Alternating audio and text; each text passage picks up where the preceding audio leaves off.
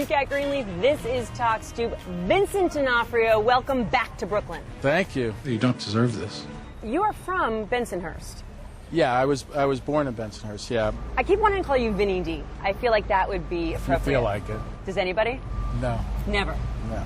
Vinny D. So you could be the only one if you want. I'd like that. I'd be It's like, okay. all right, thanks. It's fine.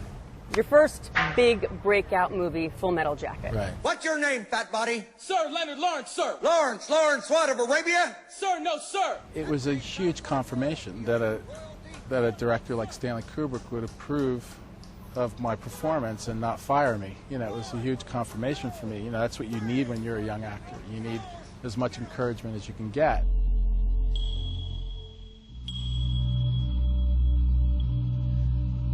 Once we did that scene and the director, Stanley Kubrick, said that he was happy with it, you know, I'll never forget that feeling because it wasn't just any scene. It was a huge, huge iconic scene. And then, of course, a movie like that leads directly into your role in Adventures in Babysitting. Right. You can really see the connection. Connection, yeah.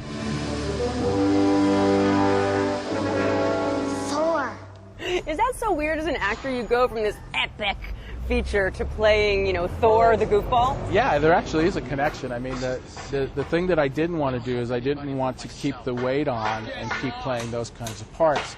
So I actually waited before I went up for any other roles to take the weight off. So that was like, I think it took me like 9 months to get all the weight off. And then I took the first thing that I could to show people that I wasn't the guy in Full Metal Jacket, that I could also do something completely opposite, something you would never expect. You giving this to me? Well, yeah, you're my hero. Followed by some really great films. Mystic Pizza, Men in Black. The Player, JFK. We were speaking earlier about the fact that people in this business, actors, can be a little nutty. What parts of you would you say are a little nutty? My sense of humor is nutty, especially when I'm with my sons. I'm not like a sports guy, you know, I share artistic things with my kids and involve myself with them in that way. And That's not nutty, that's just nice. it's nutty. I think it's nutty to regular people that don't do what I do for a living. And because of your obsession with art, you've now sold your first film. Yeah.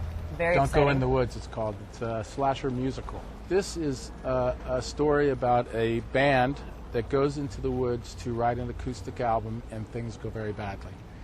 And everybody sings, and everybody dies. We've had a few sopranos here on the Stoop.